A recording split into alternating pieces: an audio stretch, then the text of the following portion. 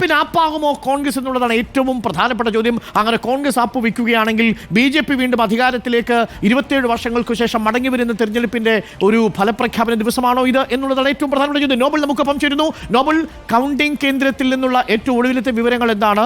ദേശീയ ചാനലുകൾ റിപ്പോർട്ട് ചെയ്യുന്നത് എല്ലാ കൗണ്ടിംഗ് കേന്ദ്രങ്ങളും BJP മുന്നിൽ പോസ്റ്റൽ ബാലറ്റ് ദേശീയ മാധ്യമങ്ങൾ പറഞ്ഞു തുടങ്ങിയിരിക്കുന്നു. പോസ്റ്റൽ ബാലറ്റ് അതിന്റെ ആദ്യ സൂചനകൾ വരുന്നു. RK പുരത്ത് BJP മുന്നിൽ. ഒരു കാര്യം ആദ്യമേ തന്നെ നമ്മൾ പ്രേക്ഷകരോട് പറയാം. പോസ്റ്റൽ ബാലറ്റിൽ ഏറിയ പക്ഷവും BJP അനുകൂല വോട്ടുകളായിരിക്കും ഉണ്ടാവുക. കേന്ദ്ര ഉദ്യോഗസ്ഥരുണ്ട്, അവിടെ മിഡിൽ ക്ലാസ് ഉദ്യോഗസ്ഥരുണ്ട്.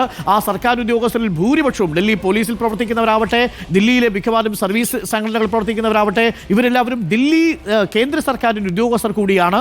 അവർക്ക് ഈ ടാക്സിലെ ഇളവുകൾ വലിയ ഗുണകരമായിട്ടുണ്ട്. എല്ലാ തവണയും പോസ്റ്റൽ ബാലറ്റ് ഇടുമ്പോൾ ദില്ലിയിൽ വോട്ടർമാർക്ക് BJPയോട് ഒരു വലിയ താല്പര്യം പോസ്റ്റൽ ബാലറ്റിൽ കാണിക്കുന്നുണ്ട്. അതുകൊണ്ട് ആദ്യഘട്ടത്തിലെ പല സൂചനകൾ ഒരു തരത്തിലും നമുക്ക് ഒരു ട്രെൻഡായിട്ട് രോഹിണിയിൽ BJPയുടെ വിജേന്ദ്ര ഗുപ്ത മുന്നിൽ. അപ്പോൾ 2 സീറ്റുകളിലെ ലീഡാണ് ഇപ്പോൾ വന്നിരിക്കുന്നത്. പോസ്റ്റൽ ബാലറ്റിന്റെ സൂചനകൾ ആദ്യഘട്ടത്തിൽ എത്തുമ്പോൾ രണ്ടിടങ്ങളിൽ നിന്നുള്ള സൂചനകൾ വരുന്നു എന്നുള്ളതാണ്.